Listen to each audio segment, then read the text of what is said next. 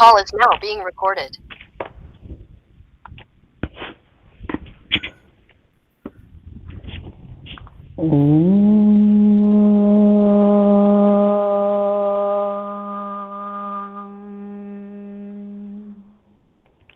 भूर्भुवस्वः तत्सवितुर्वरेण्यं भर्गो देवस्य धीमहि धियो यो नः प्रचोदयात्। ॐ सहनाववतु सहनो भुनक्तु सह वीर्यं करवावहै तेजस्विनावधीतमस्तु मा विद्विषावहै। ॐ शान्ति शान्ति शान्तिः। सर्वेभ्यो नमः।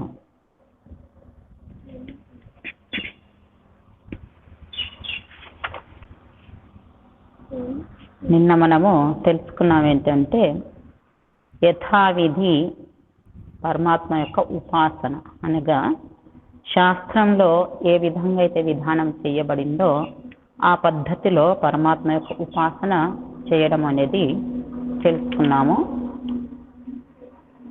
ముందు మంత్రంలో ఈ మంత్రం యొక్క ఋషి శోభరి కాన్వః దేవత అగ్ని छंदः ककुभुष्णत् स्वरः ऋषभः। प्रभु मित्रता के 3 लाभ। పరమాత్మ యొక్క మిత్రత్వానికి లేదా స్నేహంకు 3 లాభాలు అనగా పరమాత్మతో స్నేహం చేసుకుంటే లేదా పరమాత్మతో సంపర్కం చేసుకుంటే 3 లాభాలు అనేటి ఈ మంత్రంలో తెలియజేయబడుతున్నది. ఓం प्रासोऽग्ने तवोतिभिः सुवीराभिः सरति वाजकर्मभिः यस्य त्वं सख्यमाविथा। हे अग्ने, अग्रगति के साधक प्रभो, అగ్రగతికి సాధకుడైనటువంటి ఓ ప్రభు పరమాత్మ, త్వం ఆప్ తమరు, మీరు, యస్య జిస్కి అనగా ఎవరి యొక్క సఖ్యం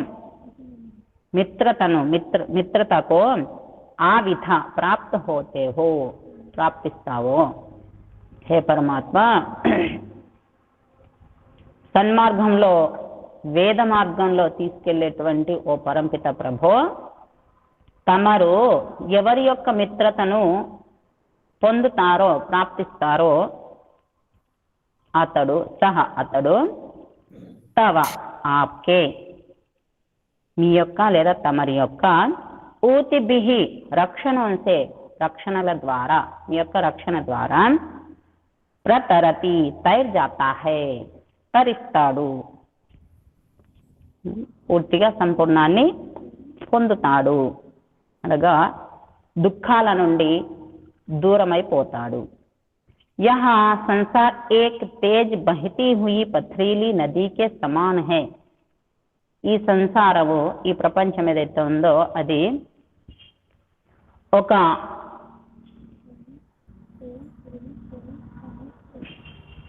వేగంగా ప్రవహిస్తున్నటువంటి రాళ్లతో కూడుకొని ఉన్నటువంటి నది వలె, నది మాదిరిగా ఈ ప్రపంచం యొక్క స్థితి. ఆ ప్రపంచంలో వెళ్ళేటువంటి జీవుణ్ణి పరమాత్మ రక్షిస్తాడు. ఎవరు అనగా ఎవరైతే పరమాత్మ సన్నిధిని చేరుకొని స్నేహాన్ని పొందుతాడో, స్నేహాన్ని ప్రాప్తిస్తాడో అతని యొక్క రక్షణ పరమాత్మ చేస్తాడు. प्रलुब्ध करने वाले शतशः विषय ही इसमें नुकीले पत्थर हैं ప్రలోభాలను కలిగించేటువంటి 100 రకాల విషయాలు ఏవైతున్నాయో అవి ఆ విషయాలే అంటే ప్రపంచంలో ప్రలోభాలను ఆకర్షించేటువంటి ఏవైతే విషయాలు ఉన్నాయో 100 రకాల 1000 రకాల విషయాలు ఉన్నాయో ఆ విషయాలే ఈ సంసారం అనే నదిలో ఉన్నటువంటి తేజవంతమైనటువంటి రాళ్ళు మొనదేలినటువంటి రాళ్ళు वे जीव को अपनी ओर आकृष्ट कर उसमें वासना के बीज अंकुरित कर देते हैं ఆ యొక్క విషయాలు ఏవైతున్నాయో ఆ విషయాలు జీవుణ్ణి తన వైపుకు ఆకృష్టపరుచుకొని उसमें वासना के बीज अंकुरित कर देते हैं ఆ జీవుల లోపల వాసనల యొక్క బీజాలు విత్తనాలు వాసనలు కలిగించే విత్తనాలు ఏవైతున్నాయో వాటిని అంకురింపజేస్తవి ప్రపంచంలో ఉన్నటువంటి విషయాలు ఏవైతున్నాయో అవి మొనదేలినటువంటి రాళ్ల మాదిరిగా ఉండి జీవుణ్ణి తన వైపు ఆకర్షితం చేసుకొని ఆ యొక్క ఆకర్షణలో విషయ వాసనలు ఏవైతున్నాయో వాటి యొక్క అంకురాలను బీజంలో ఉన్నటువంటి వాటిని అంకురితము చేస్తవి మొలకెత్తింపజేస్తవి అనగా విషయ వాసనలో ముంచేస్తవి ఏ విషయ గ్రాహే ఈ విషయాలు ఏవైతే గ్రాహాలు గ్రహించేటివి అనగా మొసలి మాదిరిగా మింగేసేటివి ఏ మనుష్యకో పకడ లేతే హే ఈ విషయాలు ఈ విషయ వాసనలు లేదా విషయాలు ఏవైతున్నాయో అవి మనుషుణ్ణి పట్టుకుంటవి బంధించేస్తవి और वह उनमें डूब जाता है ఎప్పుడైతే ఆ విషయ వాసనలు మానవుణ్ణి పట్టుకుంటాయో అప్పుడు అతడు అందులో మునిగిపోతాడు परंतु प्रभु जिसके मित्र होते हैं उसे यह ग्राह पकड़ नहीं पाते और वह सुरक्षित रूप से नदी के पार कल्याण स्थान पर पहुंच जाता है కానీ పరమాత్మ जिसके मित्र होते हैं परमात्मा ప్రభు ఎవరైతున్నారో పరమపిత పరమాత్మ ఎవరికి మిత్రుడవుతాడో ఎవరి యొక్క మిత్రుడవుతాడో అతనిని ఈ గ్రహాలు అనగా ఈ ముసలి రూపంలో ఉన్నటువంటి విషయ వాసనలు ఏవైతున్నాయో అవి పట్టుకునేలేవు అందులో మునిగిపోలేడు అతడు ఆ విధంగా ఎవరికైతే ప్రభు మిత్రుడైతే అతడు సురక్షిత రూపంగా నదిని అనగా సంసారం అనేటువంటి ప్రపంచం అనేటువంటి నదిని ఆవలి వైపుకు అనగా కళ్యాణ స్థానం వరకు మోక్ష స్థానం వరకు చేరుకుంటాడు ఎప్పుడు పరమాత్మ యొక్క స్నేహాన్ని పొందినప్పుడు పరమేశ్వర్ కే సంరక్షణ కైసే హే పరమేశ్వరుని యొక్క పరమాత్మ యొక్క సంరక్షణ ఏదైతుందో రక్షణలు ఏవైతున్నాయో బాగా రక్షించేటువంటిది ఏదైతుందో అది ఏ విధంగా ఉన్నవి అనేది ప్రశ్న ఇస్కా ఉత్తర్ దీనికి సమాధానం ఏంటంటే సువీరాభిహి తథా వాజకర్మభిహి ఈ శబ్దాల ద్వారా ఇవ్వబడింది వీటికి సమాధానము సువీరాభిహి మరియు వాజకర్మభి అనే శబ్దాల ద్వారా తెలియజేయబడింది ये रक्षण जिसे प्राप्त होते हैं उसे वे वीर बनाते हैं పరమాత్మ యొక్క రక్షణ ఏదైతుందో ఆ రక్షణలు ఎవరికైతే ప్రాప్తిస్తాయో ఎవరికైతే లభిస్తాయో వారిని వీరులుగా చేస్తవి పరమాత్మ యొక్క రక్షణ ద్వారా ఆ జీవులు లేదా ఆ మానవులు వీరులవుతారు వీరులనగా విజయాన్ని పొందేవారు అసురులు అనేటువంటి రాక్షసుల ద్వారా విజయాన్ని పొంది వీరులు అవుతారు తనలో ఉన్నటువంటి శత్రువులు ఈ విషయ వాసనలు ఏవైతున్నాయో వాటి వలలో చిక్కుకోకుండా మరియు వీరులు అవుతారు ఉస్మే కాయరత నహీ హోతి ఎవరైతే వీరులు అవుతారో వారి లోపల కాయరత అనేది ఉండదు కాయర అనగా వెనుదిరగడం అనేది ఉండదు వీపు చూపించి పరిగెత్తుకుని రావడం అనేది ఉండదు कायर के कर्म शक्ति बाज वाले हो ही कैसे सकते हैं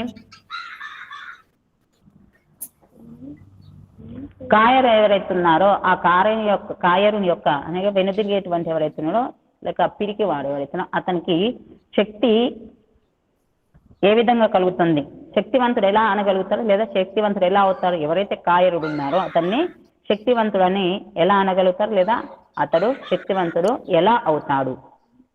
इसकी మనోవృత్తి కుచ్ దాసతా కీసి బన్ జాతీ హై. ఎవరైతే కాయరునో అతని యొక్క మనసు ఏమవుతుంది, అతని యొక్క మనసు అనేది దాస ప్రవృత్తి, విషయవాసనలో దాసుడైపోతాడు, ఆ విధంగా అయిపోతుంది. యహ సంసారమే కుషామత్ సే భరా జీవన్ బితాతా హై. ఎవరైతే పరమాత్మకు మిత్రులు అవుతారో వారు వీరుడయ్యి అతని యొక్క మనోవృత్తి ఏవైతుంది పరమాత్మకు దాసుడుగా అయిపోతాడు. మరియు అలాంటి జీవుడు యహ సంసారమే ఈ ప్రపంచంలో కుషామత్ సే భరా జీవన్ బితాతా హై. కుషామత్ అనగా మెచ్చుకునేవాడిగా, అంటే ఇతరులు ఎల్లప్పుడూ అతని యొక్క పొగడ్తలు పోవడే మాదిరి ఆ విధంగా జీవనము గడుపుతూ ఉంటాడు. అనగా అందరి నోటిలలో ఇతని యొక్క మంచి విషయాలు పలకడం. ఇస్కా ఆత్మసమ్మాన్ నష్ట హో చుకా హోతా హై. ఇతని యొక్క ఆత్మసమ్మానం ఏదైతే ఉందో అది నష్టమైపోతుంది. నన్ను సన్మానించాలి, నన్ను గౌరవించాలి, నన్ను ఎవరు కూడా అవహేళన చేయకూడదు అనేది ఆ భావన వెళ్ళిపోతుంది. అందరి నోటి లోపల ఇతను గొప్పవాడు అనేది ఆ విధంగా కుషామద్ అయినటువంటి జీవనాన్ని గడుపుతుంటాడు. उसकी जीवन नौका बहती चलती है. उसकी जीवन नौका बहती चलती है. वह नदी की धारा को चीर कर उसे पार नहीं ले जाती. ప్రభు కే సాత్ హోతే హి. ఈ ప్రపంచంలో మునిగిపోయినటువంటి ఆత్మసన్మానం కావాలనుకునే విధంగా ఉంటారు కదా, ఎవరైతే ఇతని యొక్క విషయాలకు వాసనలకు లోబడినటువంటి వ్యక్తి అతని యొక్క జీవనం ఏమవుతుందో విషయాలకు దాసుడైపోతాడు. అప్పుడు ఏమవుతుంది, విషయాలకు దాసుడైనప్పుడు అందరి నోట్లలో ఉండిపోతాడు. మరి ఆత్మ సమ్మానం కొరకు కూడా చూస్తూ ఉంటాడు. అలాంటి వ్యక్తి ఏమవుతాడు, అతని యొక్క జీవనం ఏమవుతుంది బహతీ నౌక, అంటే ప్రవహించేటువంటి నదిలో అదే విధంగా నౌక కూడా ఆ విధంగా ప్రవహించేది అవుతుంది.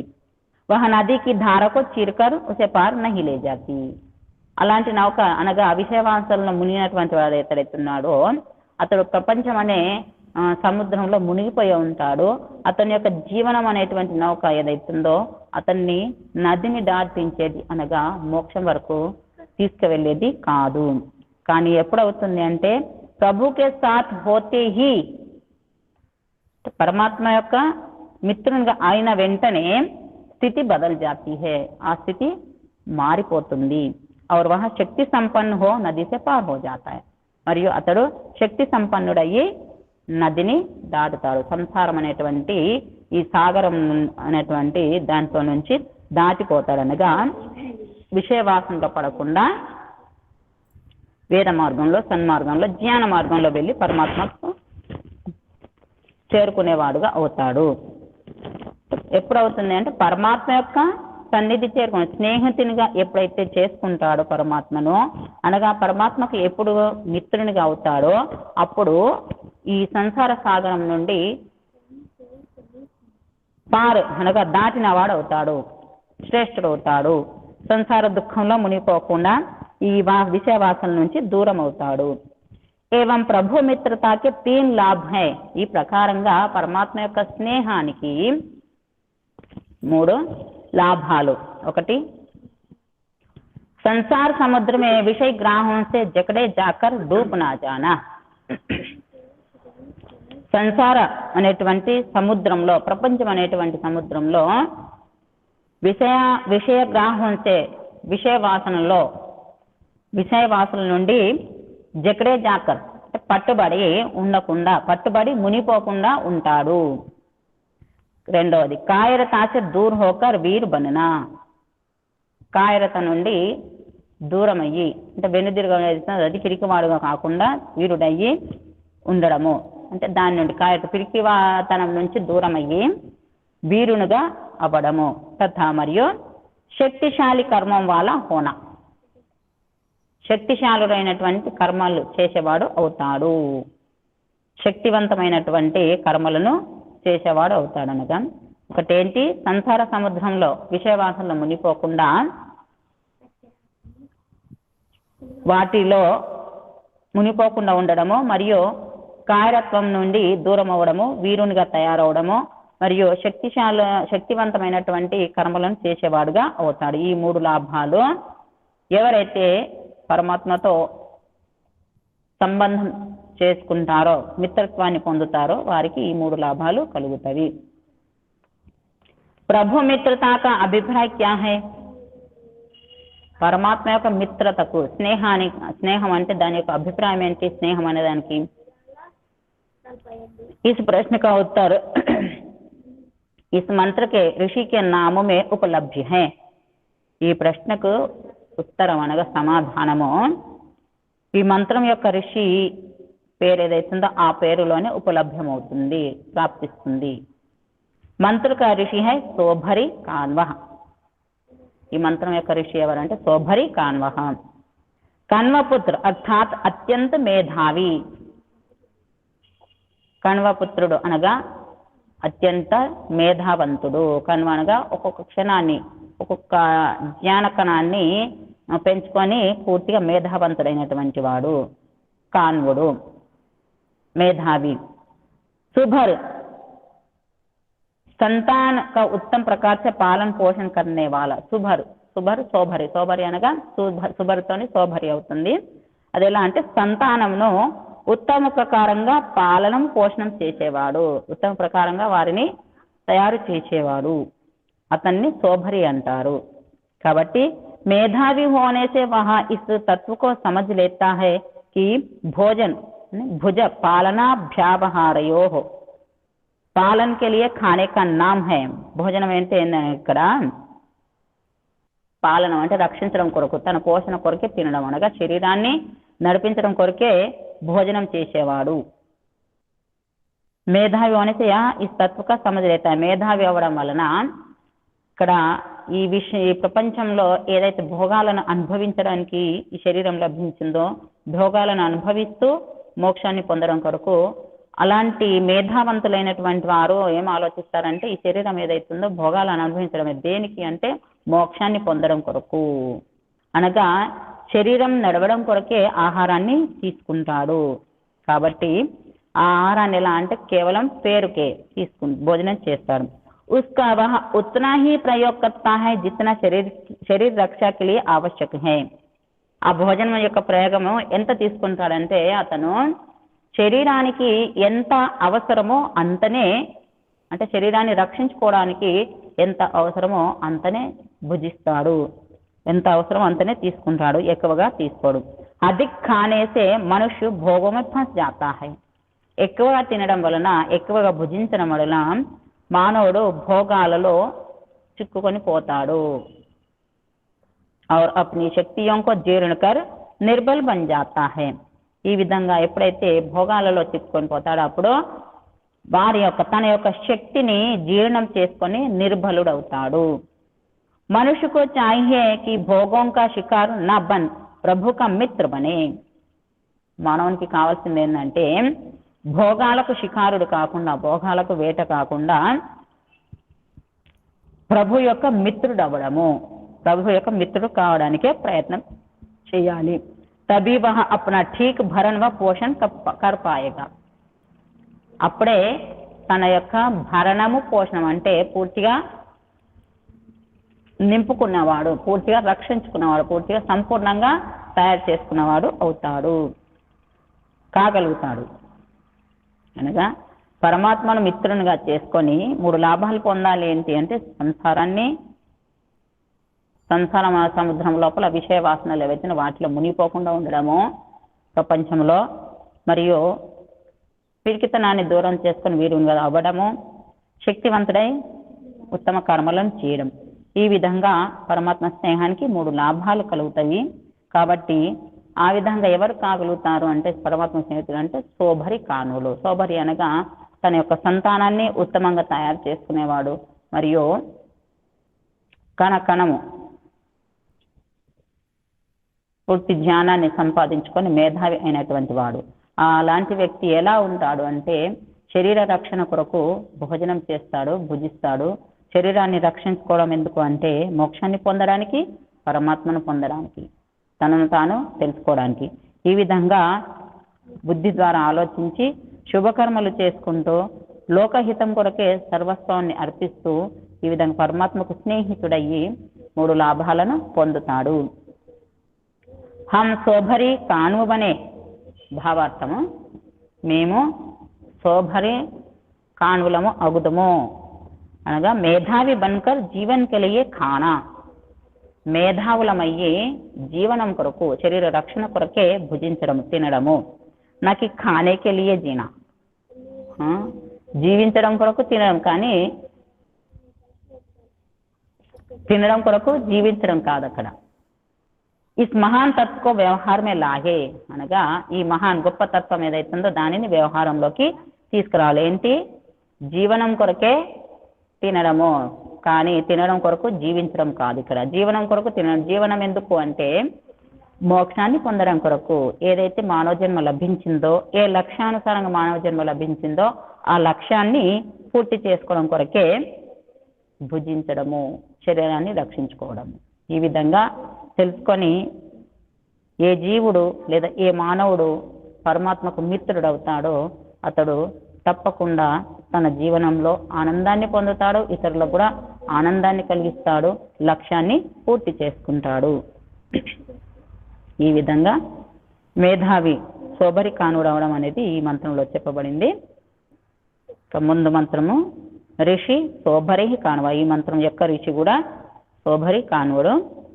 దేవత అగ్ని, చంద కకుభూష్ణిక్, స్వర ఋషభ. ఇక్కడ స్వర్ణర్ దేవుకి ఉపాసన, స్వర్ణర దేవుని యొక్క ఉపాసన చేయడం. స్వర్ణర దేవుడు ఎవరు ఏంటి తెలుసుకుందాము. ఓం తం గూర్ధయా స్వర్ణరం దేవాసో దేవమరతిం దధన్విరే देवत्राहव्यमोहिषे। इस मंत्र के ऋषि शोभरी कान्व है. ఈ మంత్రం యొక్క ఋషి శోభరి మరియు కాన్వుడు. यह కన్వపుత్ర అర్థాత్ అత్యంత మేధావి. ఇతడు కన్వపుత్రుడు అనగా అత్యంత మేధావంతుడు.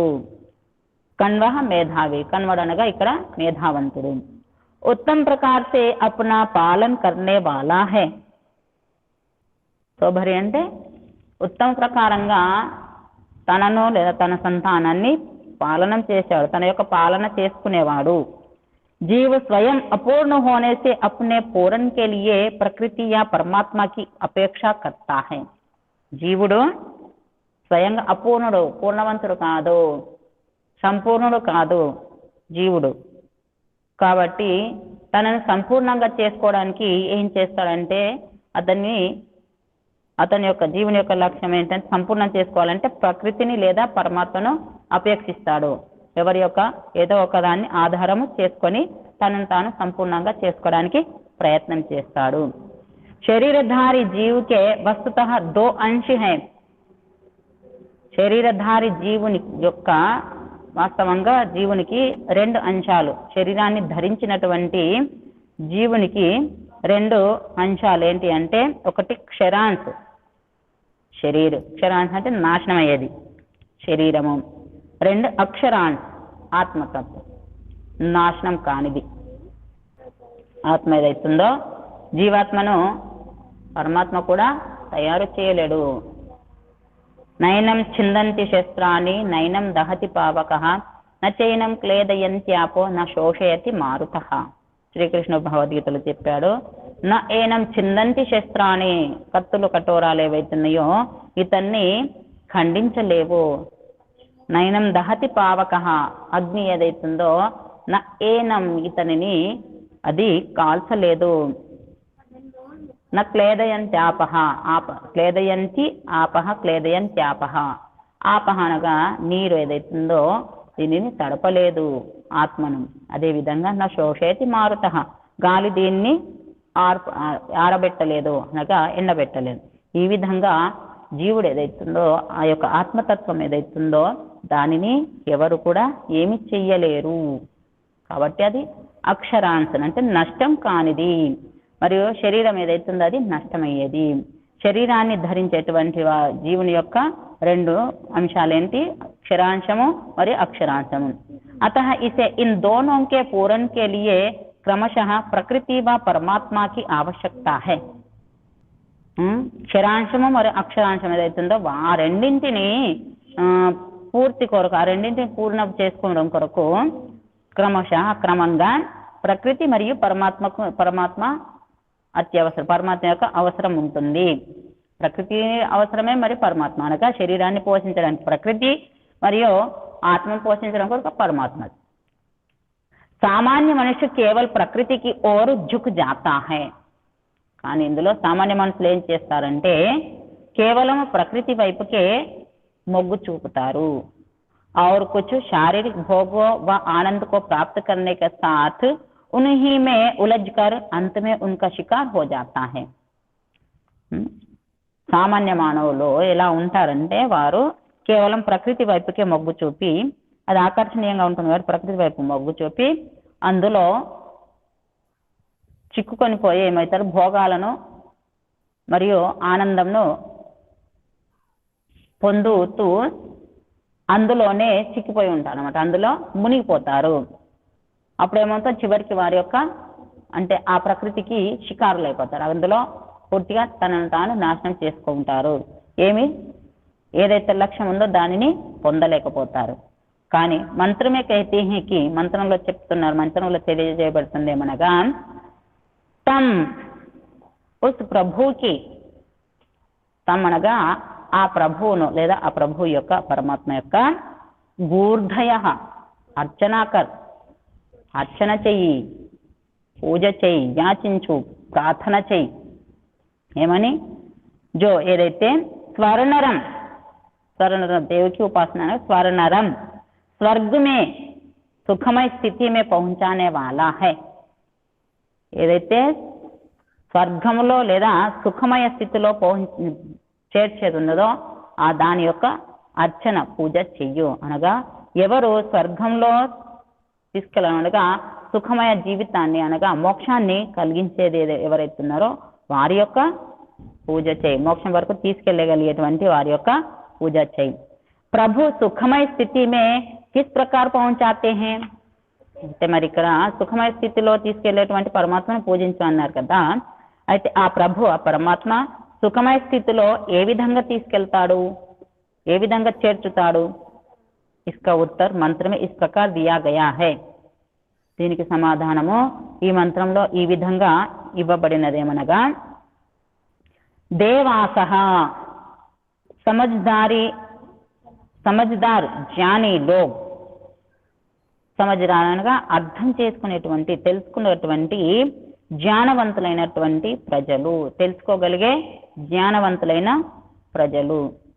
దేవం ఉస్ దివ్య గుణ్ పరిపూర్ణ, ఆ యొక్క దివ్య గుణమైనటువంటి పరిపూర్ణమైనటువంటి అరతిం విషయమే ఆ రమమాను ప్రభుకి, విషయాల్లో రమణం చేయని వాడు, విషయావాసంలో మునిగిపోనివాడు, ప్రకృతి మాయలో పడిపోనివాడు అలాంటి పరమాత్మను దధన్విరే ఉపాసన కర్తే హే, ఉపాసన చేస్తారు, పూజ చేస్తారు.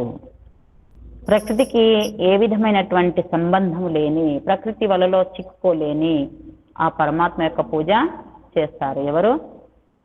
తెలుసుకోగలిగే జ్ఞానవంతులైన వారు, తెలియగల జ్ఞానవంతులు ఎవరైతున్నారో వారు ఆ పరమాత్మ యొక్క పూజ చేస్తారు. आ रममाण प्रभु के उपासक ये देव स्वयं भी आ रममाण बनने का प्रयत्न करते हैं. ఆ రమమాణ ఈ ప్రపంచంలో రమింపనేటువంటి ఆ పరమాత్మ యొక్క ఉపాసనను ఈ దేవుళ్ళు ఈ దేవతలు స్వయంగా కూడా, ఈ దేవతలు అనగా జ్ఞానవంతులైనటువంటి తెలుసుకోగలిగిన జ్ఞానవంతులైనటువంటి ఎవరైతున్నారో వారు, ఈ దేవతలు కూడా స్వయంగా వారు కూడా ఆ రమమాణం బన్నేక ప్రయత్న కర్తే, ఆ రమమాణం అవడానికి అనగా విషయవాంశంలో లేదా భోగాలలో విలాసులు కాకుండా ఉండడానికి ప్రయత్నం చేస్తారు. పరమాత్మ ఏ స్థితిలో ఉన్నాడో, ఏ విధంగా ఉన్నాడో ఆ విధంగా అవ్వడానికి ప్రయత్నము చేస్తారు. वस्तुतः शरीर के लिए इन भोगों का उपादान आवश्यक है. వాస్తవంగా శరీరం కొరకు ఈ భోగాలు అనుభవించడం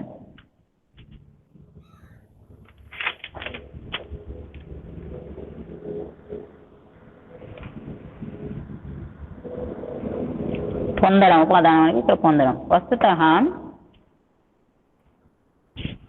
शरीर के लिए इन भोगों का उपादान आवश्यक है వాస్తవంగా శరీరం కొరకు ఈ భోగాలను పొందడం అనుభవించడము అవసరము అత్యవసరము శరీరం కొరకు భోగాలంటే శరీరాన్ని ఆరోగ్యంగా పుష్టిగా ఉంచుకొని పరమాత్మ సన్నిధి చేరుకోవడం కొరకు इनमें फंस जाना हमारे अकल्याण का कारण होता है కానీ ఆ భోగాలలో చిక్కుకోపోవడం వలన భోగాలు అనుభవించడం అవసరము ఎందుకంటే శరీరాన్ని పుష్టిగా ఉంచుకోవడానికి యాత్ర సరిగ్గా సాగడానికి కానీ ఆ భోగాలలో మునిగిపోయి అసలైన తత్వం ఏదందో దానిని మర్చిపోతే ఏమవుతుంది అది అకల్యాణకారకం అవుతుంది అనగా మనల్ని కళ్యాణం వైపుకు తీసుకుపోనీయకుండా అధోగతి పాలు చేస్తుంది यदि हम शरीर के लिए इनका सेवन करते रहें और अरति परमात्मा की उपासना द्वारा इनमें फंसे नहीं तो ये भोग हमारे शारीरिक स्वास्थ्य का साधन बनते हुए आत्मिक पतन का कारण न बनेंगे ఒకవేళ మేము శరీరం కొరకు వీటిని సేవిస్తూ వీటిని అనుభవిస్తూ భోగాలను అనుభవిస్తూ ఉంటే మరియు అనుభవిస్తూ ఉంటూ ఇంకా అరతి పరమాత్మ యొక్క ఉపాసన ద్వారా అరతి అనేటువంటి అరమమానమైనటువంటి పరమాత్మ యొక్క ఉపాసన ద్వారా మేము ఇందులో చిక్కుకోకుండా ఉండినట్లయితే ఈ విషయ వాసనలో వాళ్ళలో చిక్కుకోకుండా ఉండినట్లయితే ఆ బురదలో పడకుండా ఉండినట్లయితే ఈ భోగాలు ఏవైతున్నాయో హమారే శారీరక స్వాస్థ్య సాధన బంతే హుయే ఈ భోగాలు మా యొక్క శరీరానికి సంబంధించిన ఆరోగ్యంకు సాధనమవుతూ ఆత్మిక పతనక కారణ బనంగే ఆత్మిక పతనంకు ఆత్మపతనకు కారణము కావు అనగా ఉన్నత స్థానానికి చేర్చేవి అవుతవి ఏ విధంగా అంటే ఈ భోగాలను అనుభవించడం అవసరం ఎందుకు అంటే భోగాలనగా భుజించడం ఇక్కడ ఇందాక వచ్చింది కదా ఇందాక మంత్రం భుజించడం ఎందుకు అంటే ఆ శరీరం నడవాలి అంటే శరీరానికి ఇంధనం అవసరం ఆ యొక్క ఇంధనం ఏదైనా ఉండాలి అంటే సాత్వికమైనది అయి ఉండాలి ఆ దాని ద్వారా శరీరము పుష్టిగా ఆరోగ్యంగా ఉంటుంది అప్పుడు శరీరం పుష్టిగా ఆరోగ్యంగా ఉన్నప్పుడు అది ఆ యొక్క మన యొక్క యాత్ర లేదా ఆత్మ యొక్క లక్ష్యం ఆత్మ యొక్క గమ్యం ఏదైతుందో అక్కడి వరకు సరిగ్గా చేస్తుంది పతనానికి కారణము కాకుండా కాపాడుతుంది उस समय हमारा शरीर स्वस्थ होगा तथा आत्मा शांत होगी ఆ విధంగా ఆ స్థితి ఏర్పడినప్పుడు ఏమవుతుందంటే ఆ సమయంలో మా యొక్క శరీరము స్వస్థగా ఆరోగ్యంగా ఉంటుంది మరియు ఆత్మశాంతి కలుగుతుంది శరీరం ఎప్పుడైతే ఆరోగ్యంగా ఉంటుందో అప్పుడు ఆత్మకు శాంతి కలుగుతుంది సాత్విక ఆహారము పౌష్టికాహారము ఏదైతుందో ఆ ఆహారాన్ని తీసుకున్నప్పుడు ఆ యొక్క ఆహారం ద్వారా శరీరం పుష్టిగా అవుతుంది దానితో పాటు మనస్సు కూడా ప్రసన్నంగా ఉంటుంది మనము సూక్ష్మంగా మనం ఆహారం తీసుకున్నప్పుడు మనం గమనిస్తే మనకు అర్థమవుతుంది ఎలాంటి ఆహారాన్ని తీసుకుంటే ఏ విధంగా మనసు తయారవుతుంది పనికిరానిది చంచలాన్ని కలిగించేటువంటి ఆహారాన్ని తీసుకుంటే మనసు అనేది చంచలమైపోతుంది విచలితమైపోతుంది అప్పుడు మనం ఏం చేయాలో మనకు అది తెలియకుండా అయిపోతుంది కాబట్టి మనకే అర్థమవుతుంది ఏ ఆహారం ద్వారా ఎలా ఉంటుంది అది చూసి మనము సాత్వికంగా మనస్సు ఎప్పుడైతే ఉంటుందో అలాంటి ఆహారాన్ని తీసుకోవడానికి ప్రయత్నం చేసి మన యొక్క గమ్యము అనగా జీవన యొక్క గమ్యము మానవుని యొక్క గమ్యం ఏదైతుందో దానిని మర్చిపోకుండా ఉండి ఆ గమ్యాన్ని చేరుకోవడానికి ప్రయత్నం చేయాలి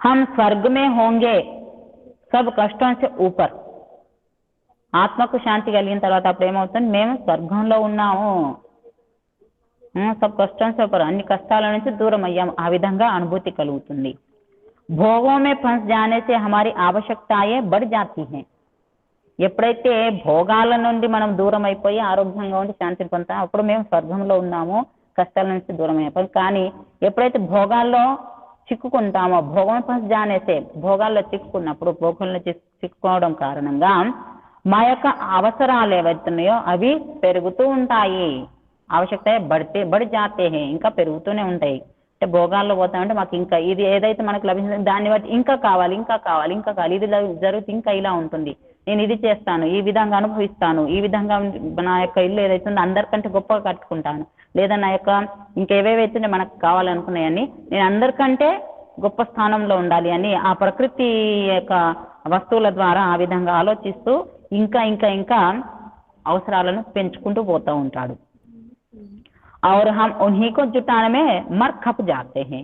ఇక మనము ఏవైతే అవి అవసరాలు పెరుగుతూ ఉంటాయో వాటినే ఇంకా పొందడం కొరకు అందులో ఇంకా ముందుకు వెళ్తూ ఉంటాం వెళ్ళి చివరికి నాశనం అయిపోతాం. మర్ ఖప్ జాతే అంటే పూర్తిగా సత్యనాశనం అయిపోతాం.